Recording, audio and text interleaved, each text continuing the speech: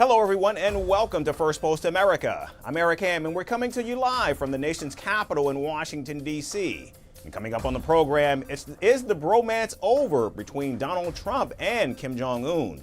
And a potential game changer in the ongoing war between Russia and Ukraine. All of this and more on the way, but first, a look at the latest headlines. A senior criminal court judge in southern Iran assassinated in Shiraz while on his way to work, with authorities calling it a terrorist attack and confirming the suspects remain at large. Argentina ratifies its decision to withdraw from the World Health Organization and strengthen ties with Washington. This all comes during a visit by Health Secretary Robert F. Kennedy to Buenos Aires. Japan loses its status as the world's biggest creditor, falling behind Germany for the first time in 34 years, despite posting a record hit in net external assets in 2024, says the finance ministry. The Human Rights Watch accuses Uganda of state bigotry and attacking queer people through draconian LGBTQ+ laws. The group criticizes the current administration for violence, extortion, and arbitrary arrests. A new report by the Louis Institute states that the world's 75 poorest nations are bracing for a record $22 billion in debt payments to China next year, driven by a decades-long lending surge.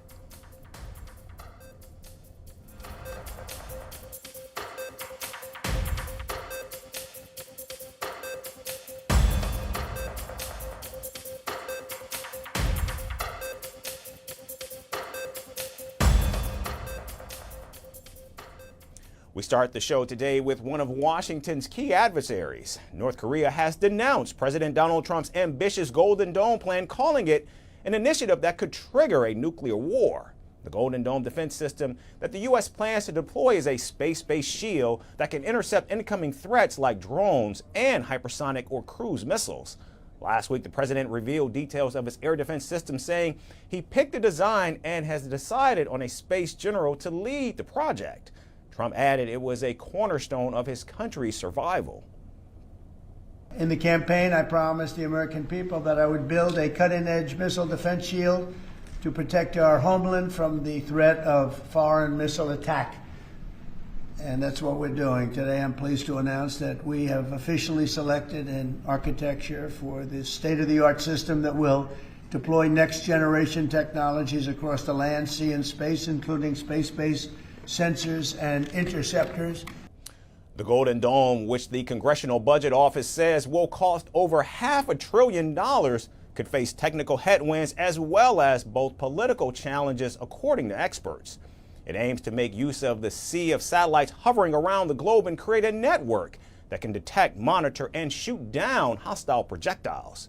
Now, North Korea says Washington's plan escalates tensions between nuclear-armed states and threatens global nuclear stability.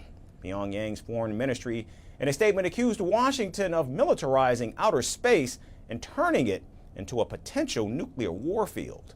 Now, some analysts see the defense system as a program that could weaken North Korea's expanding nuclear arsenal, including its intercontinental ballistic missiles, or ICBMs.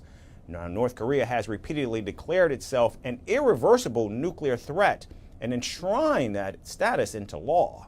It regularly test fires missiles, including ICBMs, often under the direct supervision of leader Kim Jong-un, which are part of the country's broader strategy of modernizing its defense capabilities.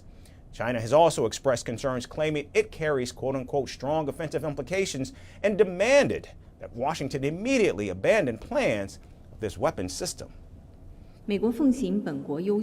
The United States puts its own interests first and is obsessed with seeking its own absolute security, which violates the principle that no country's security should come at the expense of others.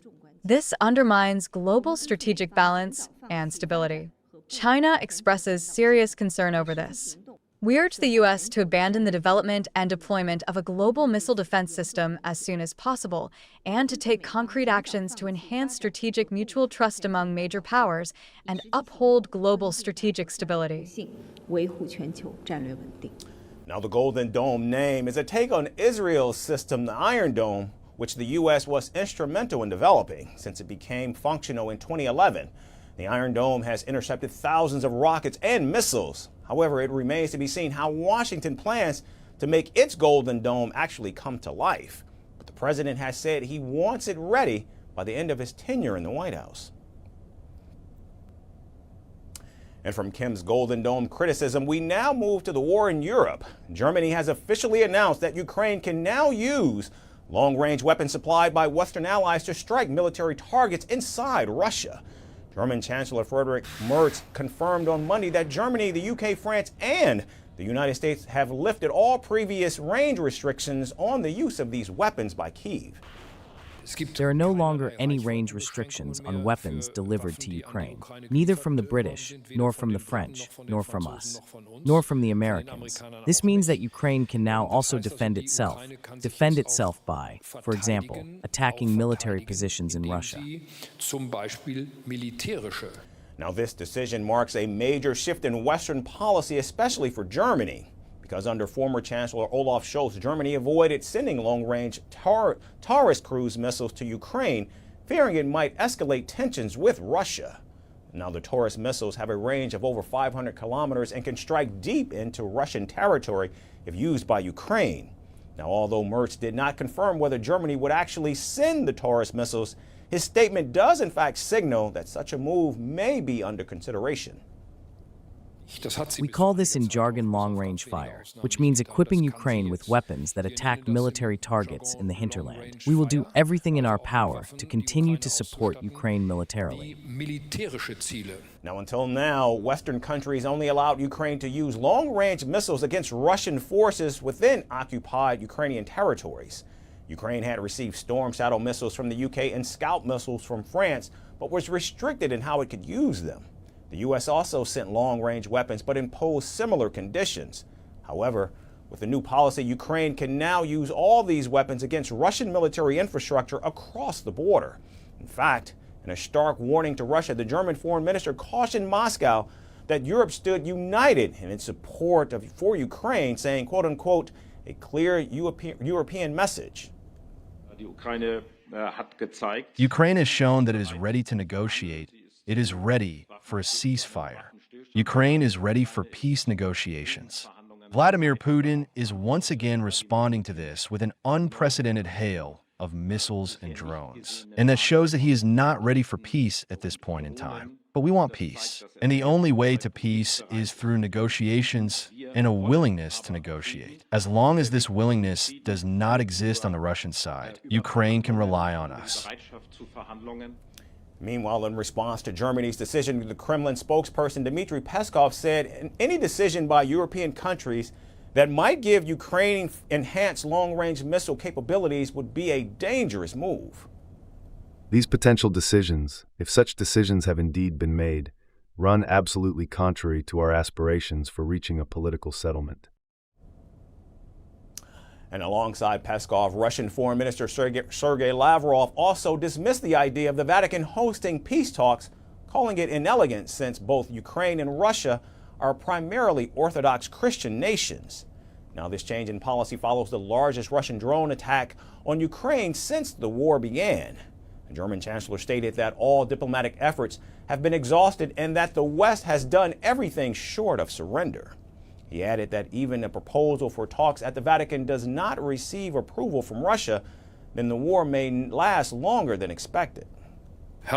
So apparently Putin perceives dialogue as a weakness. And if even an offer to meet at the Vatican doesn't find his approval, then we must probably prepare for this war to last longer than we all wish or can imagine.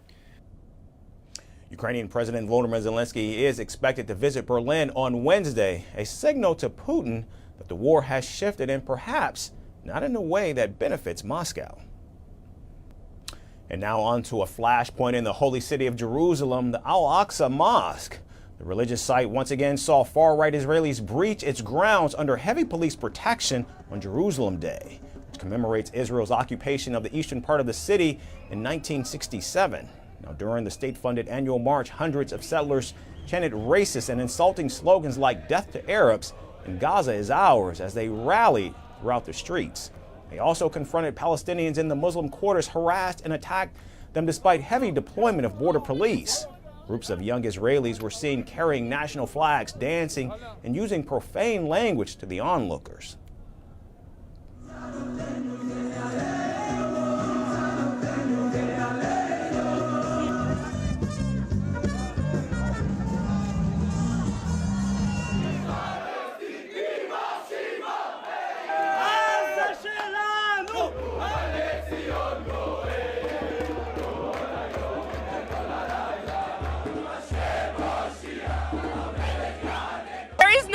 Like Eretz Israel, and there's no like Israel. There is nothing like this. I have the chills just standing here. You could feel the energy. Every day that I live in Israel, I'm proud of it.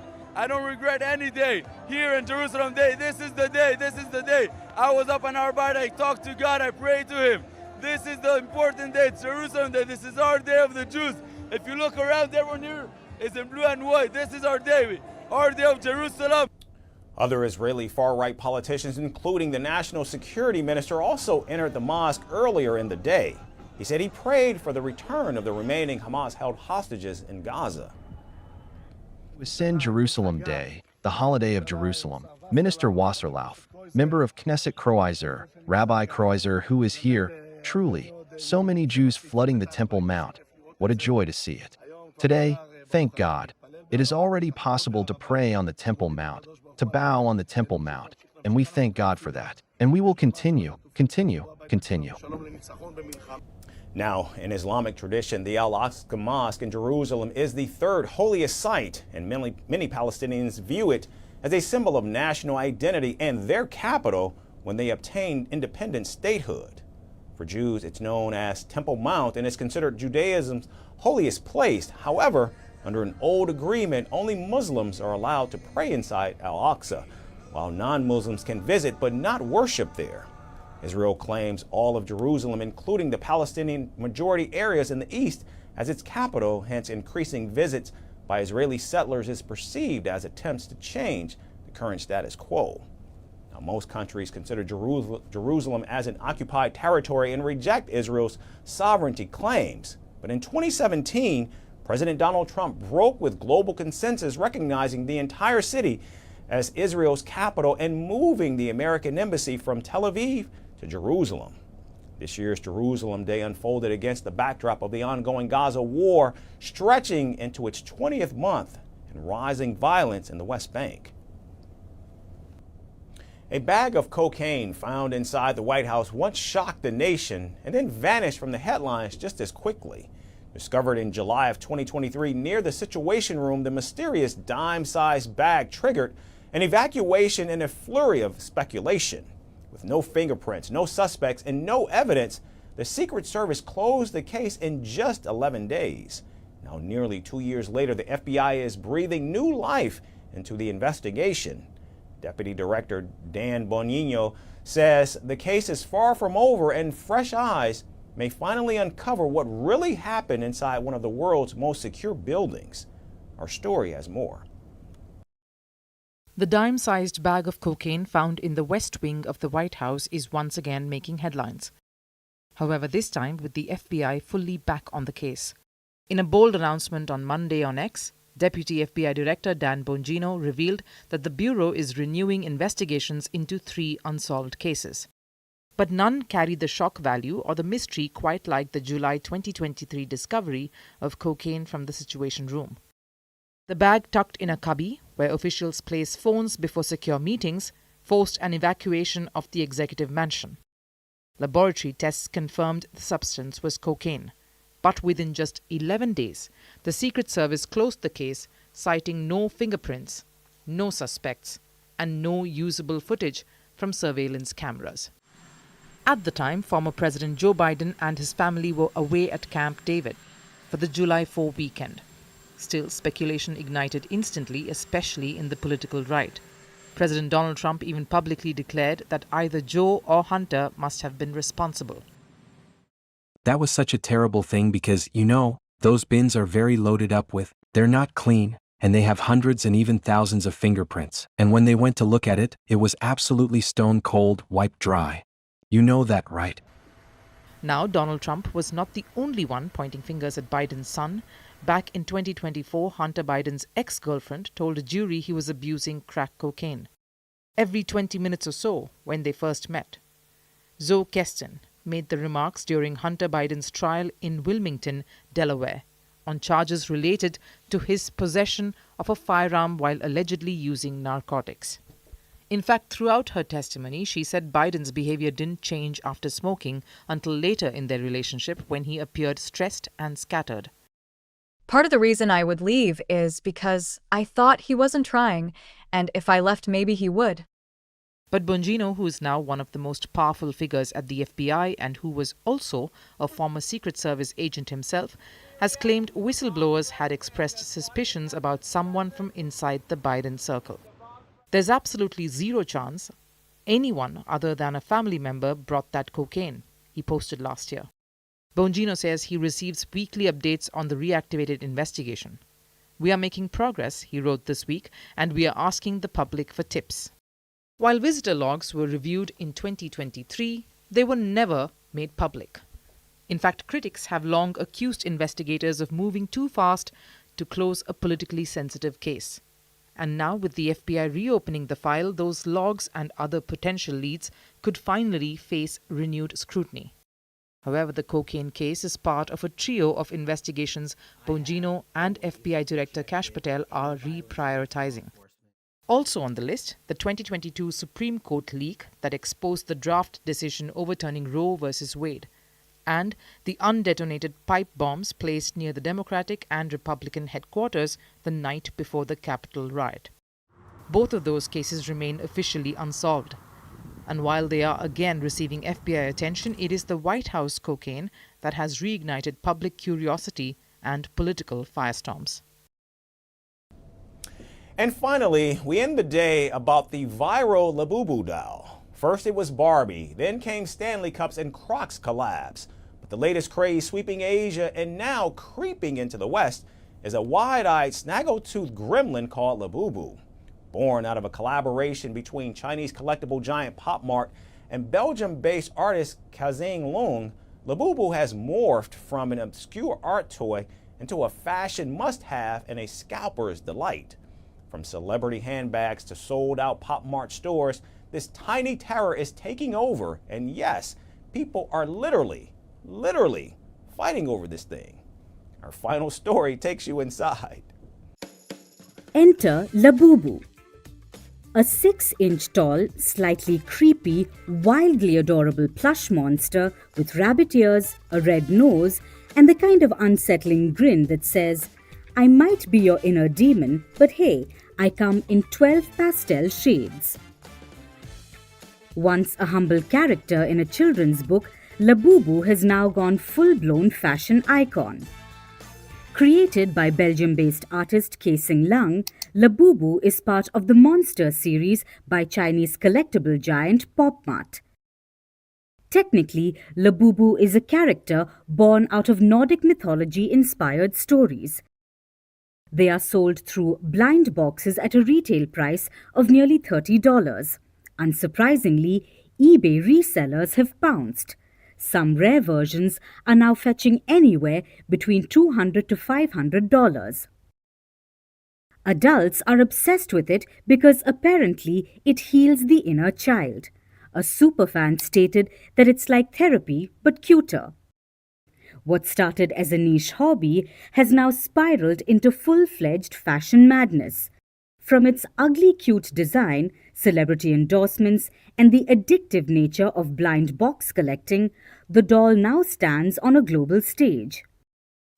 Rihanna, Dua Lipa, and BLACKPINK's Lisa have all been sporting the dolls in their handbags, hence transforming Labubu from toy to luxury sidekick. Lisa, in fact, regularly documents her Labubu hauls online. And just like that, Labubu became a global status symbol. Plush, pouty, and proudly peeking out of a Birkin. Naturally, chaos followed. In cities from London to Chicago, Pop Mart stores are now ground zero. Crowds camp out overnight. shoppers fight over boxes. One Los Angeles mall had to even cancel a Labubu event after a pre-dawn stampede.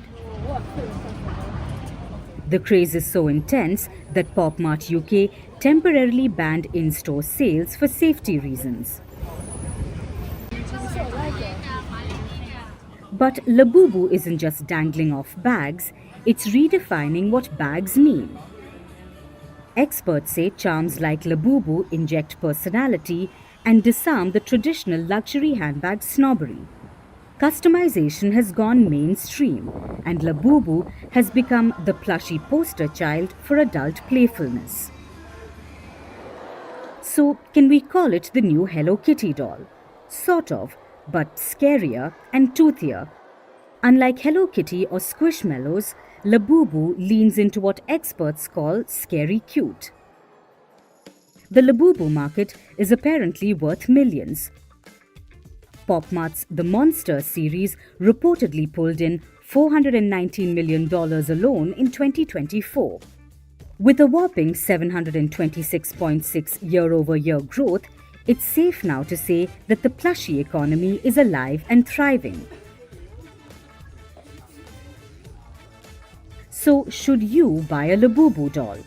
If you've ever wanted a goblin that reflects your soul while matching your Balenciaga sneakers, then yes. And if you're looking for a culturally aware way to broadcast your personality from your purse strap, then welcome to the Labubu cult. That's going to do it for us today. We certainly thank you all for tuning in today and every day. We look forward to seeing you right back here tomorrow. Thanks everyone for watching.